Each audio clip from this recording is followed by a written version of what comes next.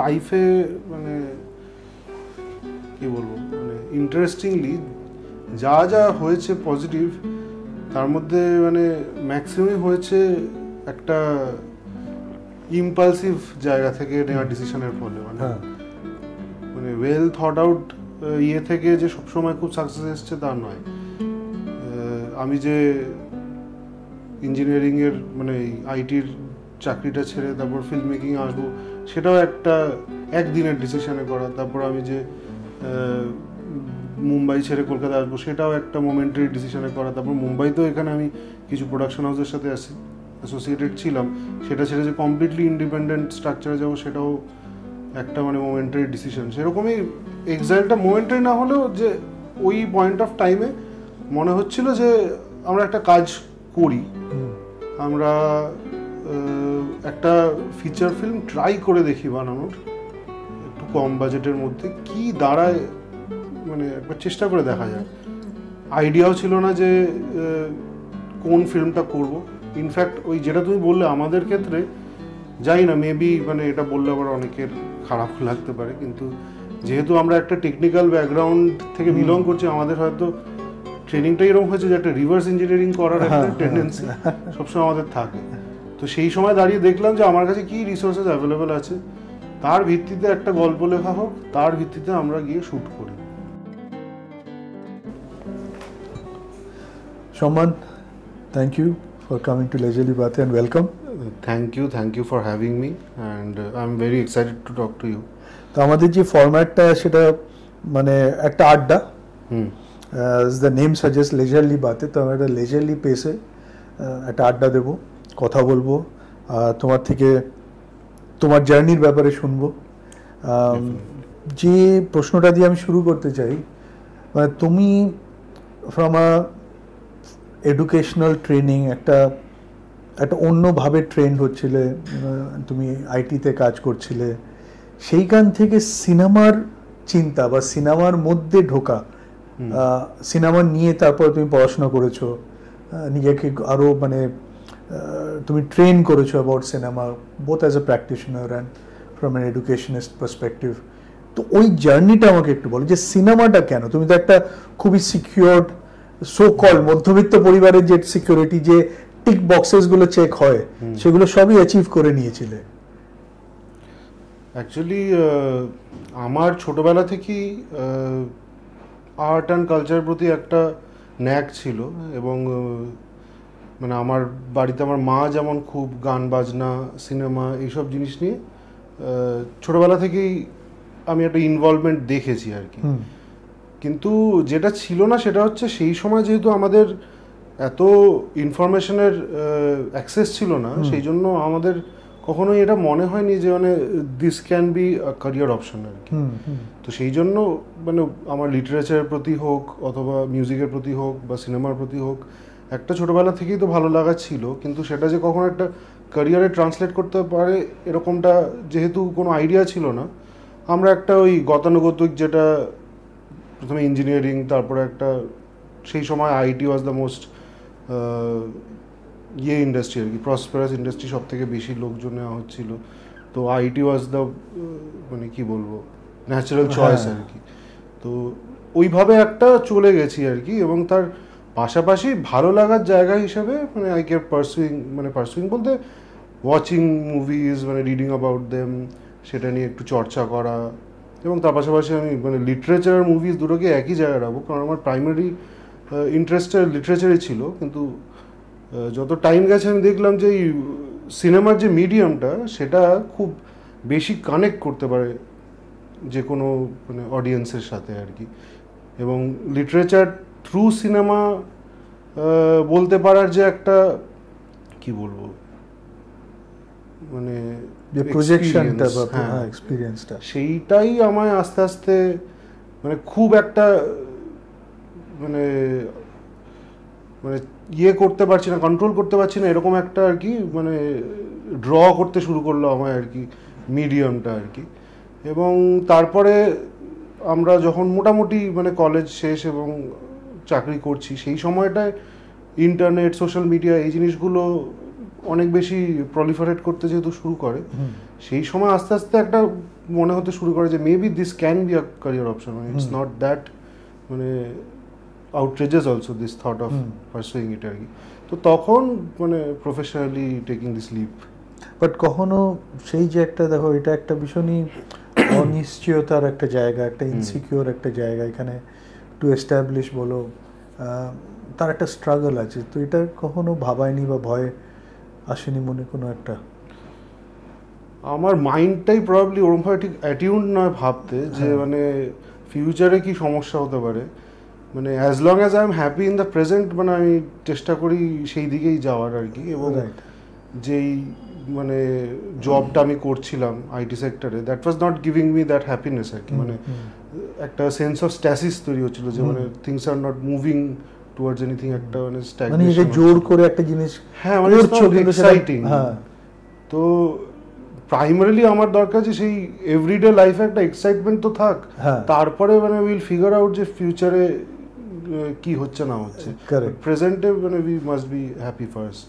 Right, but সেইখান থেকে যখন তুমি ডিসাইড করলে যে এখন মানে তুমি আইটি অ্যাজ আ ক্যারিয়ার ছেড়ে ফিল্ম মেকিংয়ে যাবে, তো নিশ্চয়ই কিছু একটা প্রিপারেশন বা ওই ইন্ডাস্ট্রিতে ঢোকার একটা প্রসেস বা তুমি কি কি করলে তুমি আইটি ছাড়ার পর এই যেখানে সম্মান রায় এখন আছে অ্যাজ এ ফিল্ম মেকার, তার মাঝখানের প্রিপারেশনের জন্য কি কি জিনিস তোমায় করতে হয়েছে বা স্টেপস নিতে হয়েছে? অ্যাকচুয়ালি আমাদের মানে যেই কোম্পানিতে আমি আর কি জবটা করতাম সেটা পুনেতে ছিল। সম্মান তুমি নেবে না কফি? না না থ্যাংক ইউ। হ্যাঁ, তো আমি যেই কোম্পানিতে জব করতাম সেটা পুনেতে ছিল।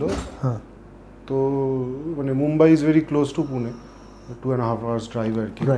তো সেই সময় মানে পুনেতে থাকাকালীন I was enrolled in a private institute যেখানে আর কি ওই ক্র্যাশ কোর্স করানো হয় ফিল্ম মেকিংয়ের উপর, জাস্ট টু মানে গেট আ নলেজ অফ মানে হাউ থিংস ওয়ার্ক টেকনিক্যালি আর কি। জাস্ট আমি ওটা এনরোল করেছিলাম, উইকেন্ডসে যেতাম ওখানে, আমি জিনিসগুলো যেগুলো শেখায় সেগুলো দেখতাম। কিন্তু এইসবের মধ্যেই হঠাৎ আমি দেখলাম যে টিভিএফ, যেটা এখন আমরা সবাই জানি খুব ফেমাস একটা প্রোডাকশন হাউস, ওরা একটা রিক্রুটমেন্ট ড্রাইভ করছিল। এবং যেহেতু পুনে আর মুম্বাইয়ের ডিস্টেন্সটা খুব একটা নয় বেশি, সেই জন্য আমি গিয়ে ওদের ওখানে ইন্টারভিউটা দিই এবং সামহাও দে মানে সিলেক্টেড মি আর। আচ্ছা, তো আমার ওই ট্রানজিশন পিরিয়ডটাই তৈরি হয়নি, মানে আমি I left the job one day and the next day I joined TVF আর কি। ওয়াও, মানে I shifted from Pune to Mumbai আর মানে I start working with TVF. And in one of the best environments when it comes to content production. Yeah. তো TVF was kind of একটা film school আমার জন্য, কারণ যেইটুকু যা নলেজ ইনিশিয়ালি ডেভেলপ হয়েছে পুরোটাই মানে তার আগে মানে টেকনিক্যালিটিসগুলো আমার একদমই জানা ছিল না আর কি। তো ওখানে গিয়ে ওখানেই কাজ করতে করতে আমি একটা মোটামুটি আইডিয়া পেলাম যে কিভাবে একটা প্রোডাকশন হয়, প্রি প্রোডাকশন থেকে শুরু করে তারপর পোস্টে কিভাবে কাজ হয়, মানে ওই আর কি একটা ফিল্ম ওয়ার্কফ্লোটা জানতে পারলে। হ্যাঁ, ওয়ার্কফ্লোটা। তো টিভিএফ থেকে কলকাতা আসার কারণটা কি? মানে তুমি বম্বেতে থেকে নিজেকে এস্টাবলিশ করার চেষ্টা করলে না কেন? একটা হচ্ছে যে আমি মানে আগে কখনো রিয়েলাইজ করিনি, ওই 1-1.5 বছর যখন বাইরে ছিলাম তখন রিয়েলাইজ করলাম যে আমার মধ্যে একটা মানে খুব হোম সিকনেসের একটা টেন্ডেন্সি রয়েছে। যে আমি পুনেতে ছিলাম প্রায় 1 বছর, মুম্বাইতে প্রায় 4-5 মাস ছিলাম, এবং থ্রু আউট ওই টাইমটায় মানে খালি কলকাতার রাস্তা, কলকাতার লোকজন, মানে কলকাতার যে আড্ডাটা হয়, এই জিনিসগুলো আমি মানে ভেহিমেন্টলি মানে মিস করতে শুরু করেছিলাম আর কি। সেটা একটা কারণ যে সামহাউ রিয়েলাইজ যে আমার যে পুরো ড্রাইভটা, ক্রিয়েটিভ ড্রাইভটা, মানে দ্যাট এমনেটস ফ্রম আর কি এই কলকাতার যে ছোট ছোট জিনিসগুলো যেগুলো নিয়ে আমি বড় হয়েছি আর কি। মানে ওটা বাদ দিয়ে I was not being able to মানে that was core of your existence আর কি। মানে অ্যাবসলিউটলি মানে ইনফ্যাক্ট আমার বাড়িটাও মানে সেই বাড়ি, সেই পাড়া, ওখান থেকেও আমি খুব বেশি দিনের জন্য দূরে থাকলে পরে আমার মধ্যে একটা মানে মানে কি বলবো যে ডিপ্রেশন বা একটা কাজ করতে শুরু করে। তো ওটা একটা মেজর কারণ ছিল। অ্যান্ড সেকেন্ডলি, যেটা তুমি শুরুতেই বললে যে যেহেতু দিস ক্যারিয়ার ইজ সামওয়াট মানে আর কি অনিশ্চিত, সেইখানে দাঁড়িয়ে আমার মনে হলো যে মুম্বাইয়ের মতো একটা এক্সপেন্সিভ শহরে সেইটাকে বেয়ার করার থেকে মেবি কলকাতায় থেকে সেটাকে বেয়ার করাটা একটু বেশি সুবিধা হবে, কারণ একটা বাড়ি আছে, খাওয়া দাওয়াটা প্রাইমারিলি অতটা ভাবতে হবে না, যেহেতু বাবা মা তখনও সাপোর্ট করছিল, তো সেই জায়গা থেকে ওই ডিসিশনটা আর কি। আচ্ছা, না ইটস ভেরি প্র্যাকটিক্যাল আর কি। আর as a independent film maker, how challenging is it? মানে obviously there are lot of challenges, but as a মানে ফিল্ম মেকার, প্রথম যে কোনো ফিল্ম মেকারের যেটা হয় যে ছবির জন্য ফান্ডিং, তারপর সেটা ডিস্ট্রিবিউশন, এই যে মানে as a independent film maker তোমার যে জার্নিটা, তোমার যে এক্সপিরিয়েন্স ছবি করার, এর ব্যাপারে মানে এই চ্যালেঞ্জেস ব্যাপারটা তোমার একটু যদি আমাদের শেয়ার করো, মানে তোমার এবং অন্য যারা ইন্ডিপেন্ডেন্ট ফিল্ম মেকার আছে আমাদের কমিউনিটিতে, তাদের মানে একটা কালেকটিভ চ্যালেঞ্জ বা তোমার যে চ্যালেঞ্জেসগুলো তুমি অবজার্ভ করছো, ফেস করছো, এইগুলো যদি একটু শেয়ার করো।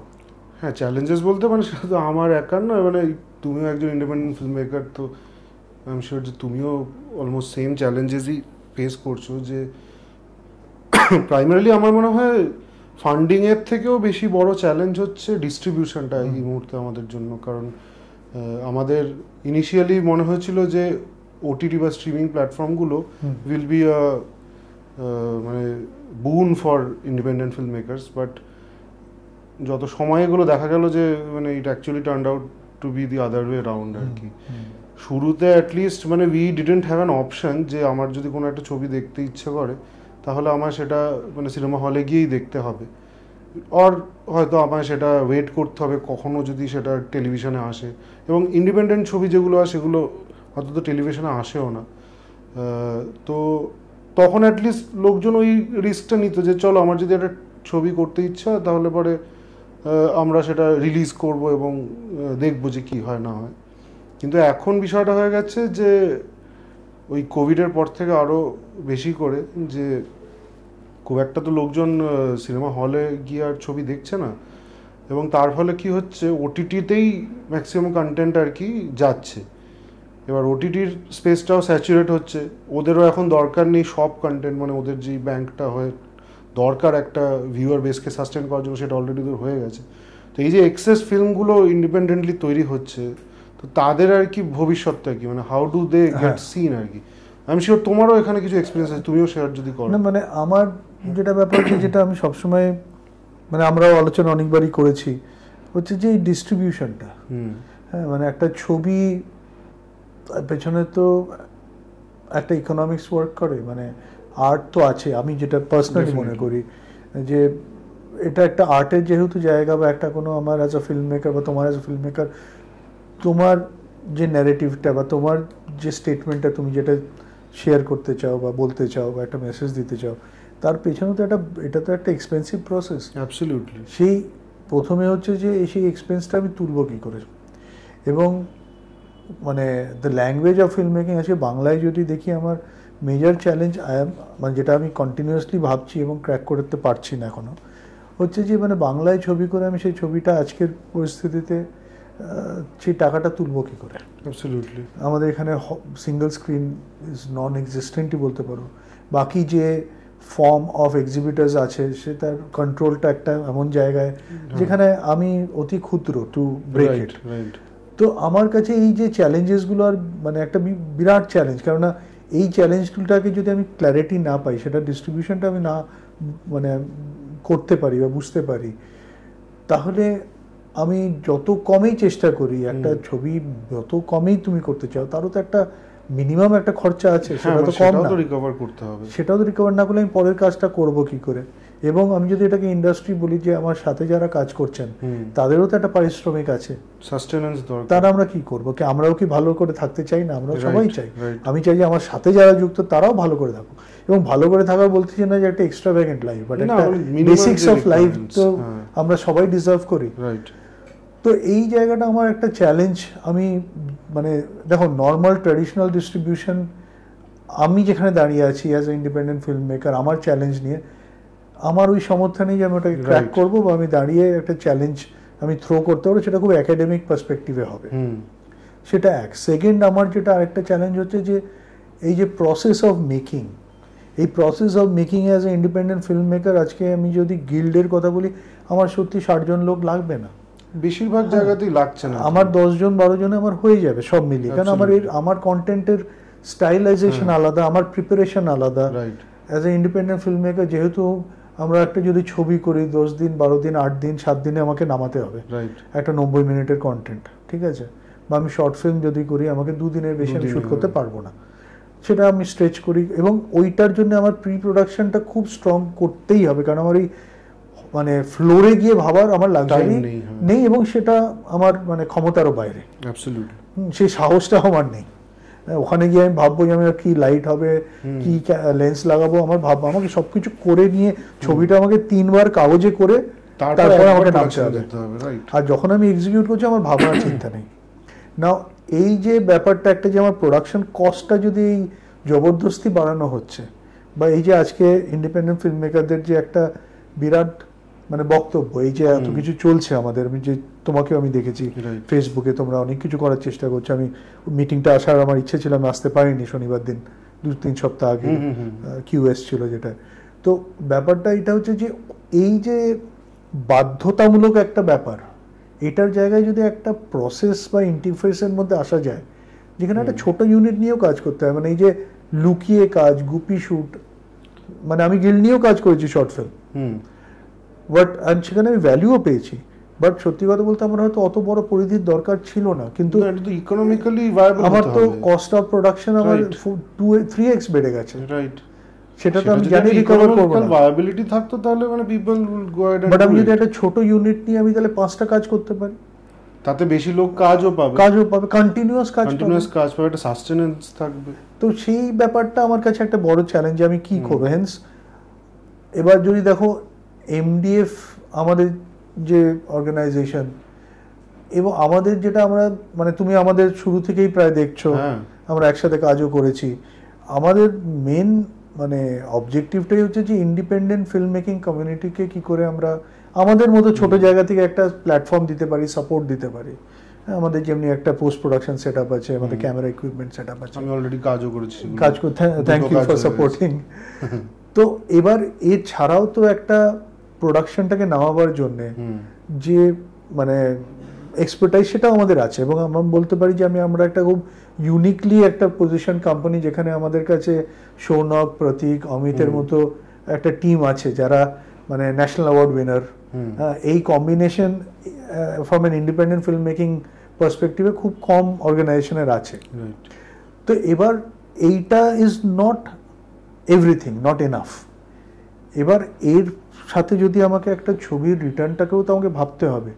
সেই ভাবনাটা সত্যি বলতে আমি মানে রোজ মানে এইটা আমি মানে দিন এমন দিন নেই যে ভাবনাটা আমি ভাবছি না যে আমি এটা ক্র্যাক করবো কি করে, শুধু আমার জন্য না, আমাদের পুরো কমিউনিটির জন্য একটা মডেল তৈরি করতে হবে।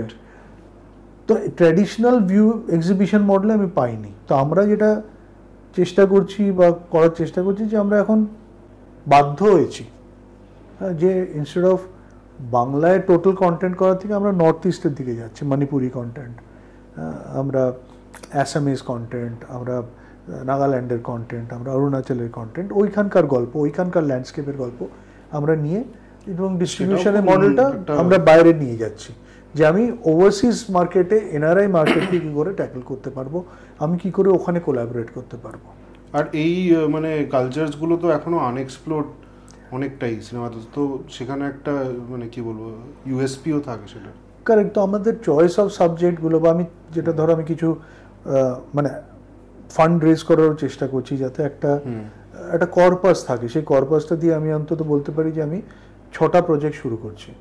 কিন্তু সেই 6টা প্রজেক্ট শুরু করার আগে বা কর্পাসের আগে আমাকে তো এটা ভাবতে হবে যে আমি ওই 6টা ফিল্মের যে মানে কস্ট, সেইটা প্লাস 20% আমি কোথা থেকে রিকভার করবো, আমার মার্কেটটা কি। মার্কেটটা আজকে আমার কাছে পশ্চিমবাংলা লাগছে না, খুব স্যাডলি। না, স্যাডলি এটা সবার ক্ষেত্রেই সত্যি, মানে যারা ইনফ্যাক্ট মানে আমাদের এখানে ইন্ডাস্ট্রিতে বিগ প্লেয়ার্স, তাদের ক্ষেত্রেও এটা সত্যি, মানে নট অনলি আস, মানে ইন্ডিপেন্ডেন্টরাও নয়, এটা শ্রিঙ্কিং মার্কেট হয়ে যাচ্ছে এটা। তুমি যেটা বললে যে ওটিটি বলো বা ফিল্ম এক্সিবিশন মানে হলে গিয়ে দেখা, আজকে দেখো মানে আমার যতটুকু অভিজ্ঞতা, আমি ছবি চেষ্টা করি অনেক ছবি হলে গিয়ে দেখার, বাট আমি যে ছবিগুলো হলে গিয়ে দেখার চেষ্টা করি, সেগুলো প্রিডমিনেন্টলি ধরো একটু বিগ স্কেল ছবি। মানে আজকাল আমি হলে যাই একটা সার্কাস দেখতে, রাইট, ঠিক আছে, for lack of a better word.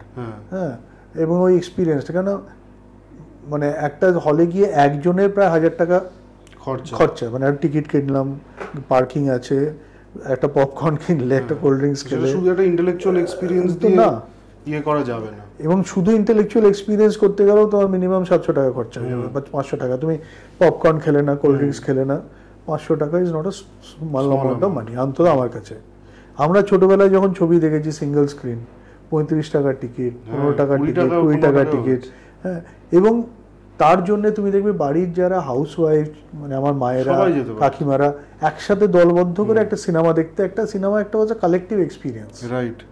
হ্যাঁ, তো ওই যে একটা সিনেমা যাচ্ছি, তোমার মনে আছে হয়তো, যে জানি না তুমি আমার থেকে অনেক ছোট, আমার সময় মনে আছে যে আমরা আগে গিয়ে মা পাঠাতো টিকিটটা কেটে আন, হাউসফুল হয়ে যাবে, আমি লাইনে গিয়ে টিকিট পেয়েছি, এই যে এক্সাইটমেন্টটা, হ্যাঁ, এই এক্সাইটমেন্টটা আজকাল নেই, কেননা ওইটা অ্যাফোর্ডেবল নয়। এখন ওই সিঙ্গেল স্ক্রিনের যে চেইনটা, ওইটার ওপরেই কিন্তু ইন্ডিয়াতে আমার অ্যাটলিস্ট আমার নলেজে যেই ইন্ডাস্ট্রিগুলো সার্ভাইভ করছে, তারা কিন্তু ওই সিঙ্গেল স্ক্রিনের চেইনটার উপরেই সার্ভাইভ করছে, মাল্টিপ্লেক্সের উপর কিন্তু সার্ভাইভ করছে না। তুমি আজকে কেরালা ইন্ডাস্ট্রি দেখো, অ্যাবসলিউটলি, সাউথ ইন্ডিয়ান, তুমি মহারাষ্ট্র দেখো, মহারাষ্ট্রে কিন্তু প্যারালাল সিনেমার প্রচুর কাজ হচ্ছে। মানে আমি যদি তুমি সাইরাটের মতো কন্টেন্ট দেখো, অনেক আছে, সাইরাট আছে, নাট সম্রাট দেখো, তারপর তুমি কোর্ট, তারপর নাগরাজ মঞ্জুলের ফ্যান্ড্রি দেখো, এই যে কাজগুলো, এগুলো তো একেবারে কমার্শিয়াল কাজ না, কিন্তু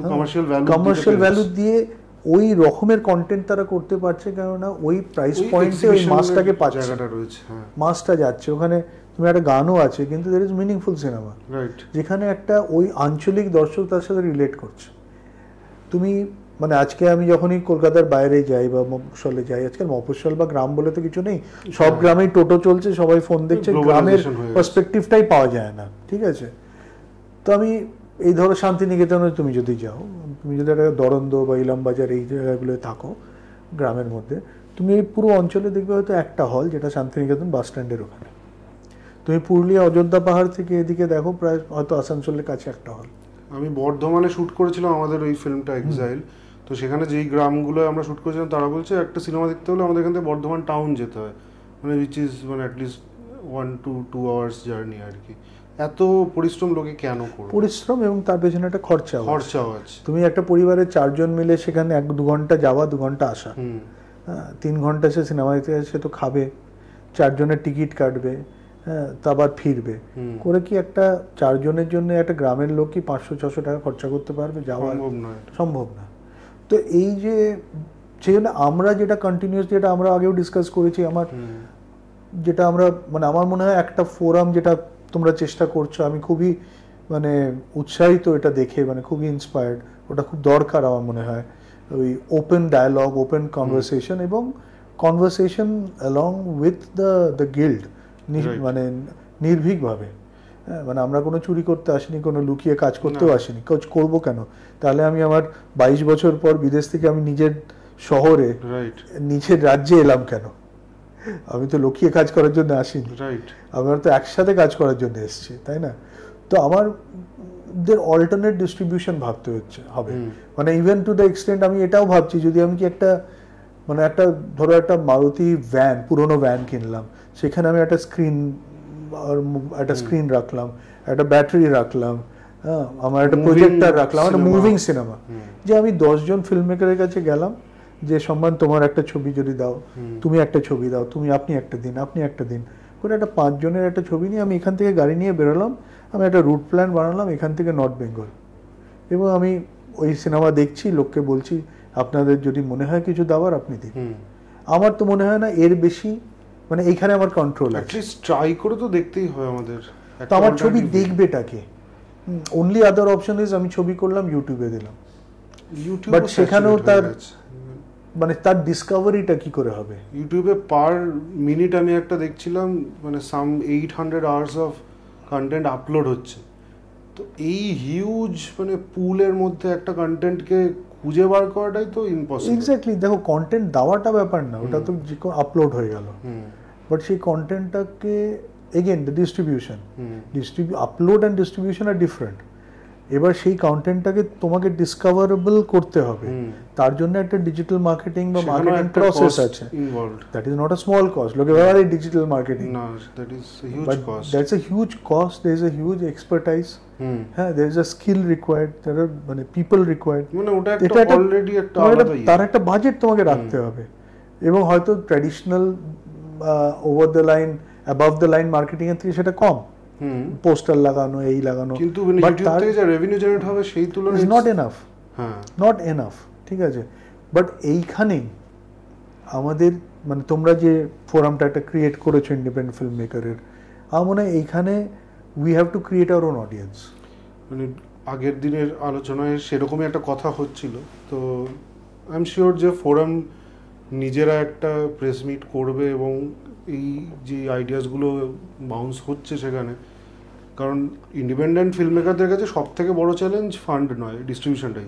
তো অবশ্যই আমরা ওটা নিয়ে কথা বলছি, there are some plans that are floating that might মানে give a way towards alternative distribution. তো মানে ওটা একটু ওয়েট করো, ফোরাম নিজে থেকেই ওটা জানাবে, but there are plans, right. না দেখো আমি আশাবাদী, বাট এবং আমাদের একটু ডিসরাপটিভ থিঙ্কিং, একটু ট্র্যাডিশনাল অ্যাপ্রোচের বাইরে, হ্যাঁ, কারণ ট্র্যাডিশনাল একটা হেজিমনি আছে যেটা আমরা ব্রেক করতে পারবো না, আমি অন্তত পারবো না। মানে আজকে ধরো আমার কাছে যদি 1000 কোটি টাকা থাকতো, আমি বলতে পারতাম যে হ্যাঁ আমি 200 কোটি টাকা রেখে দিয়েছি লড়বো বলে, বাট আমার কাছে নেই। আমার কাছে হয়তো অনেক অ্যাসপিরেশন আছে, অনেক স্বপ্ন আছে, হয়তো আমার ক্ষমতার বাইরে আমি স্বপ্ন দেখি, কিন্তু আমি স্বপ্ন দেখতে ভালোবাসি, আমি সেই জন্যই বেঁচে আছি। একদমই তাই। হ্যাঁ, মানে একটা স্বপ্ন থেকেই আজকে আমরা এখানে যেখানে বসে আছি, বা আমাদের ছোট্ট একটা প্রচেষ্টা একটা স্বপ্ন থেকেই এসছে, না হলে তো একটা নর্মাল লাইফ লিড সবাই করছিল। হ্যাঁ, মানে না করলেও মানে কিছু আনকমফোর্টেবল হতাম না, বাট একটা তো পারপাস থাকবে মানুষের বাঁচার, রাইট? তো সেইখান থেকে তো আমার মনে হয় তুমি যেটা জিজ্ঞেস করলে বা যেটা তুমি বলছো, আমার এই ডিস্ট্রিবিউশনটা ইজ আ বিগ চ্যালেঞ্জ। আর এটাকে বাট মানে প্লিজ মানে go ahead with the ideas তুমি যেগুলো বললে, কারণ আনটিল আনলেস উই ট্রাই আমরা বুঝতে পারবো না যে whether this can be a model। মানে এখানে তোমাকে ফেল ফাস্ট মডেলে যেতেই হবে, মানে আর এইটা না যে আরে ও করলো, আমাদের সবাইকে সেটা থেকে লার্নিং কালেকটিভলি নিতে হবে এবং তার যে অ্যানালিসিসটাও করতে হবে, যে মানে তার একটা SWOT অ্যানালিসিস করে যে এই জায়গা উইকনেসটা আমরা এইভাবে করতে পারি। অনেক সময় হয় না আমরা আরে তো চলবে না আমি জানতাম, we have to have very constructive সবকিছু থেকে থিংকিং, মানে টেকঅ্যাওয়েজ এক্স্যাক্টলি মানে আইডেন্টিফাই করতে হবে। এক্স্যাক্টলি। তো এইটা আমার মনে হয়। তো মানে from a film making perspective, মানে তোমার এজ আ ফিল্ম মেকার তোমার কি মনে হয় কি ফিল্ম মেকিং কি আর্ট না বিজনেস? আমার মনে হয় film making is primarily business. যদি সেই বিজনেসটা সাকসেসফুল হয় it can help the art form, but যেহেতু film making is not a discipline like painting or like মানে রাইটিং আর কি, যদিও সেখানেও somewhat costs are involved, film making একটা হিউজ কস্ট ইনভলভ রয়েছে। তো বিজনেস অ্যাঙ্গেলটাকে যদি আমরা আইডেন্টিফাই না করি ঠিক করে, সেটাকে কেটার না করি, তাহলে মানে এক্সিস্টই করবে না এই মানে আর্ট ফর্মটা আর কি। সুতরাং film making is definitely business. বিজনেসটা সবসময় যে একটা মনিটারি রিটার্ন দেবে তাও নয়, there might be different kinds of returns, but business তো বটেই। রাইট।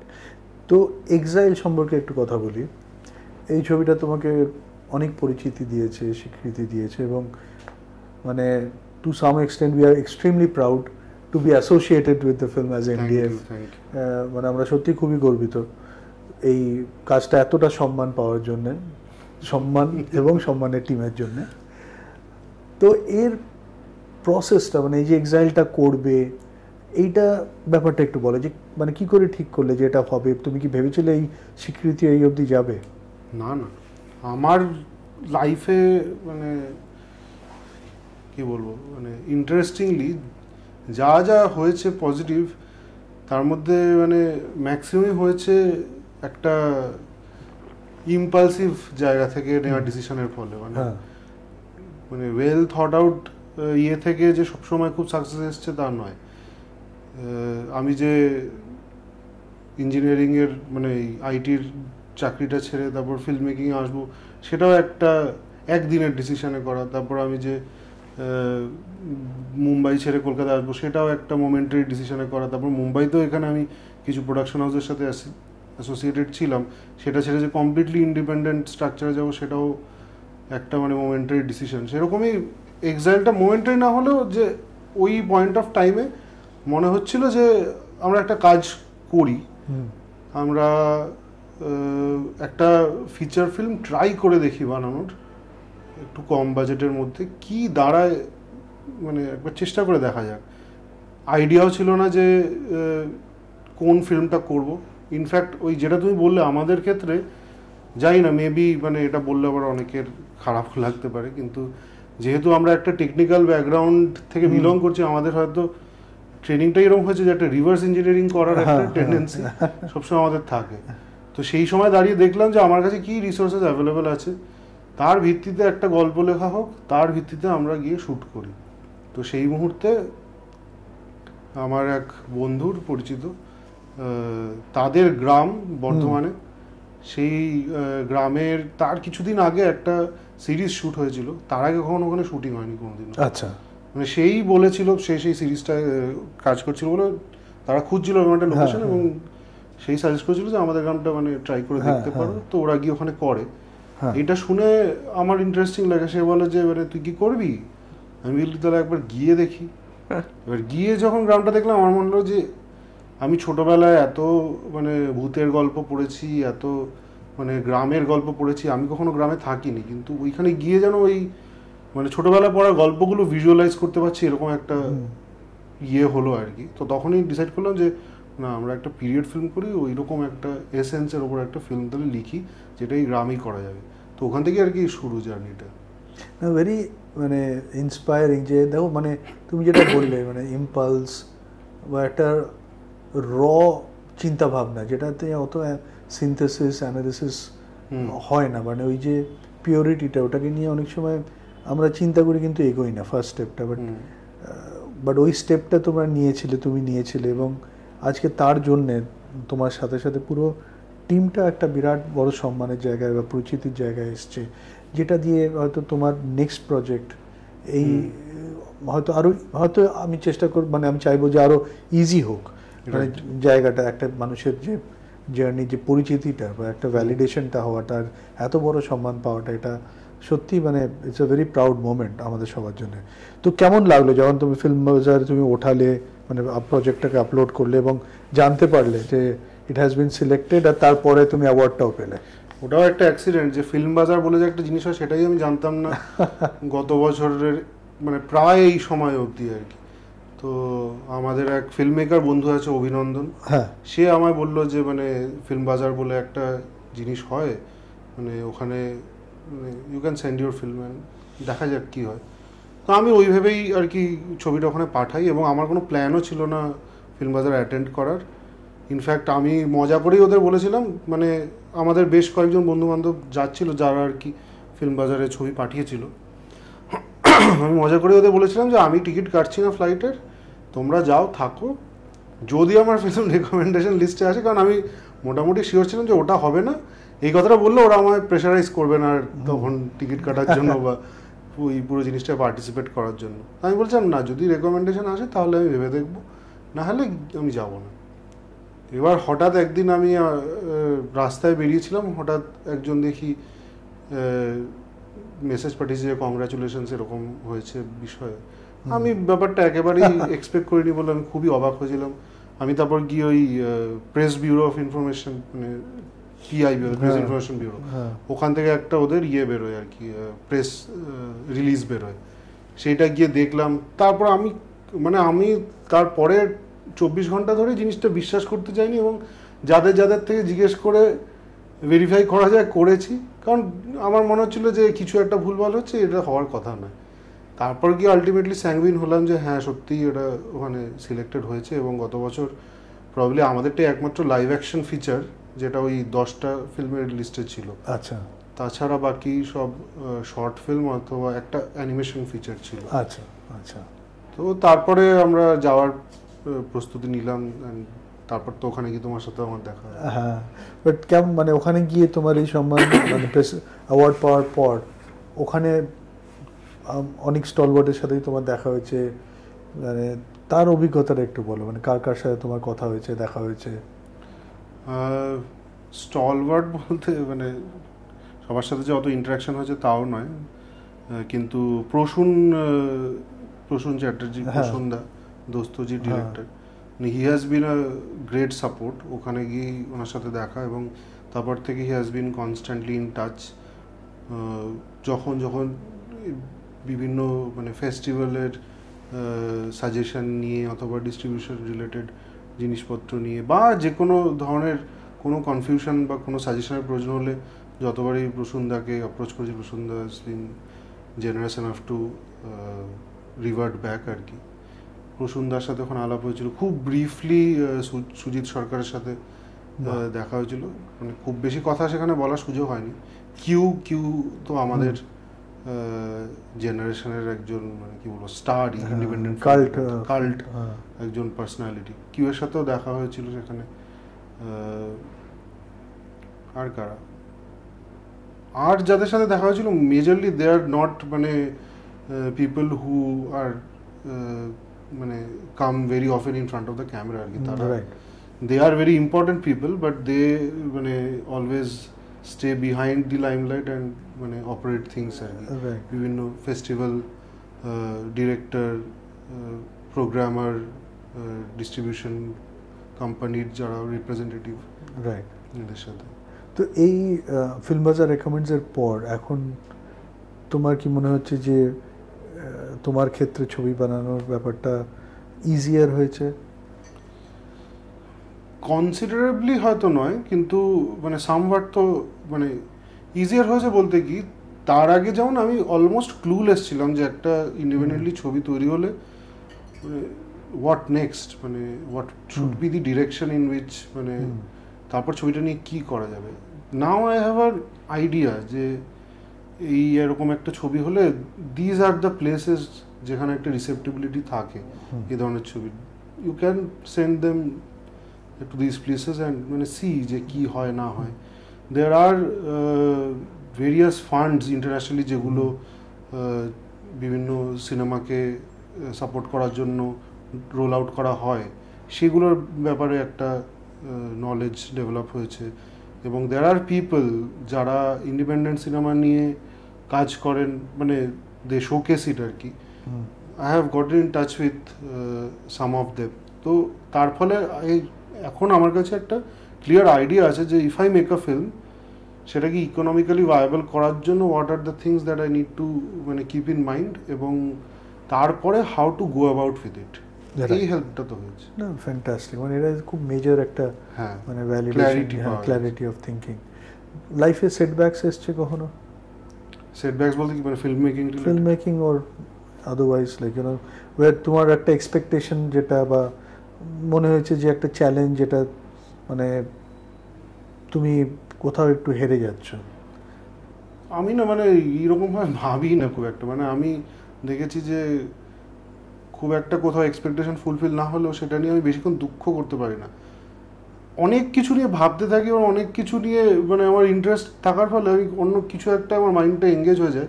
তো মানে ভাবতে বললে আমার মনে পড়ছে না এমন কোনো ইম্প্যাক্টফুল সেটব্যাক যেটা আর কি মানে আমাকে খুব বেশ কিছু দিনের জন্য একটা লিম্বোতে পাঠিয়ে দিয়েছিল। এরকম খুব একটা হয় না, উইচ ইজ ভেরি গুড। কারণ আজকালকার দিনে দেখো মানে mental health is such a important মানে important constituent for everyone, right. এবং অফেন ইট ইজ ভেরি মানে ইট ইজ নট রেকগনাইজড। মানে আমরা ঠিক আছে মন খারাপ তো ওটাকে অতটা গুরুত্ব দিই না কখনো, মানে এটা বোঝানো হয়নি। বাট সেই পার্সপেক্টিভ থেকে তুমি যেটা বললে, আই থিঙ্ক মানে from a mental health practice perspective এই যে অ্যাপ্রোচটা I think is extremely important. কারণ অনেকে আছে যারা অল্পতেই সেটাকে নিয়ে একটু উইথড্র হয়ে যায়, মানে আমার চেনাশোনা প্রচুর লোক আছে। হ্যাঁ, কিন্তু মানে we can't hold it against them, কারণ সবাই তো একরকম হয় না, সবার মানে ইকিউ আলাদা হয়, দে আর এফেক্টেড ডিফারেন্টলি। অনেকে হয় অনেক, আমি এমন মানে ফ্যামিলি মেম্বার এবং বন্ধু বান্ধবদেরও সংস্পর্শে এসেছি, হু হ্যাভ বিন, আমার ফ্যামিলিতেই একজন যে প্রায় মানে 20-25 বছর ধরে he has been dealing with mental health, আমার একজন খুব close friend, he has also been dealing with schizophrenia for quite some time. এবং আমি বুঝেছি যে সবসময় আমার সিস্টেমটা যেভাবে ওয়ার্ক করছে ওদেরটাও তো সেভাবে ওয়ার্ক করবে এরকম নয়, কিন্তু যেই মুহূর্তে আমরা দেখছি যে কেউ একটু আমাদের থেকে আলাদা, তাদের আউটকাস্ট করে দেওয়ার মানে টেন্ডেন্সিটা থেকে আমাদের তাদের মানে পার্টিসিপেটিভ একটা হেল্প করা বা একটা, আমার মনে হয় মানে এটাকে কারো যদি অ্যাক্সিডেন্ট হয় তার মানে সে প্যারালাইজড হয়ে যায়, আমরা কি তাকে আউটকাস্ট করে দিই? তো মেন্টাল ক্লিনিক্যাল যে প্রবলেম, সুপারভিশনটা বা একটা হেল্প নেওয়াটা মানে খুব মানে ইকুয়ালি ইম্পর্টেন্ট, মানে যেটা একটা ফিজিক্যাল হেলথে যখন জ্বর হয়। এবং I feel very strongly about this যে মানে মেন্টাল হেলথের বিষয়টা উড বিকাম মাচ ইজিয়ার যদি, আমি আমার নিজের একটা এক্সাম্পল দিয়ে বলছি, মানে ঠিক আছে আমার একটা ডিফেন্স মেকানিজম আছে, হয়তো আমি আমার মানে কোনো একটা, যেটা তুমি বললে সেটব্যাক বা এরকম কিছু হলে সেটার সাথে ডিল করার, maybe I don't get to মানে খুব বেশি দিন ধরে অ্যাফেক্টেড হই না বিষয়টা নিয়ে, সাবকনশিয়াসলি কোনো একটা ডিফেন্স মেকানিজম হয়তো রয়েছে, কিন্তু সেই জিনিসটা একটু মানে ইয়ে থাকলে পরে, ইনফরমেশন থাকলে পরে, যেটা আমি কিছুটা পেয়েছিলাম যখন আমি ফিল্ম স্টাডিজ নিয়ে মাস্টার্স করছিলাম যাদবপুরে, মানে we had a subject which was, মানে আমি এটাকে বলি আর কি kind of a third revelation for me আর কি, ঠিক আছে, যে সাইকো অ্যানালিসিস বলে একটা সাবজেক্ট আমাদের ওখানে পড়ানো হয়েছিল, যেটা মেইনলি সিগমন্ড ফ্রয়েডের যে কাজকর্ম এবং তারপরে জাক লাকা, তারপরে কার্ল জুং, এদের কাজকর্ম। সাইকোঅ্যানালিসিস একটা প্র্যাকটিস যেখানে আর কি সাইকোলজিক্যাল বিহেভিয়ারের একটা প্যাটার্নের রেকগনিশন করে, বিভিন্ন বিহেভিয়ার থেকে প্যাটার্ন রেকগনিশন করে কোনো মেন্টাল হেলথ প্রবলেম হলে সেটার সলিউশন করা হয়। এটা যে মানে সবসময় খুব সায়েন্টিফিক্যালি অ্যাক্রেডিটেড হয়েছে তা নয়, কিন্তু ওখানে আমি কিছু জিনিস যেগুলো পড়েছি সাইকোলজি থেকে, মানে তারপর থেকে আমি খুবই এই জিনিসটা নিয়ে ইন্টারেস্টেড হই এবং পড়াশোনা করি। সেখান থেকে অ্যাটলিস্ট একটা জিনিস পরিষ্কার হয়েছে আমার কাছে, সেটা হচ্ছে যে আমাদের ব্রেনগুলো কীভাবে ফাংশন করে এটার একটা মানে খুব ফান্ডামেন্টাল আইডিয়া যদি আমাদের থাকে, তাহলে অনেক সময় যে জিনিসগুলো আমাদের অনেক বড় প্রবলেম মনে হয় সেগুলো আর মনে হবে না, কারণ আমরা জানি যে এই জিনিসগুলো এভাবেই ফাংশন করে, this are the things, this is not something which is very unique, যেটা আমার সাথেই হয়েছে, কখনো হতে পারে না, আর there are instances where this things have been dealt with. এই অ্যাসিওরেন্সটা, এই মানে কমফর্টটা কিন্তু অনেক সময় মেন্টাল হেলথের ক্ষেত্রে খুব কাজে লাগে। রাইট, না এটা অনেকে মানে রেকগনাইজই আমরা অর্ধেক সময় করি না, বাট সেটা রেকগনাইজ করলে, সেটাকে অ্যাকনলেজ করলে আমরা তার সাথে যেটা করা উচিত, করা উচিত এটা মানে মানে যত তাড়াতাড়ি একজন মানে একটি বাচ্চা, ছেলে মেয়ে নির্বিশেষে এটা বুঝতে পারবে নিজেকে, তার মানে তার মেকানিজমটা বলো বা তার জীবনের সাথে জীবনের এক্সপিরিয়েন্সটাই মনে করি অনেক মানে এনরিচড হবে, ইটস আ রাইট ওয়ার্ড আর কি। তো একটা জিনিস দিই, টিম্বাসনিক, এটা একটা EarPod, it's a consumer electronics company, আমি এটা ইউজ করছি অনেকদিন ধরে, আই হোপ তুমি এনজয় করবে। যেহেতু গান এবং সিনেমা দেখো খুবই, তো মনে হয় এটা তুমি ভালো কোয়ালিটি অফ সাউন্ড পাবে। Thank you so much, thank you. What inspires someone?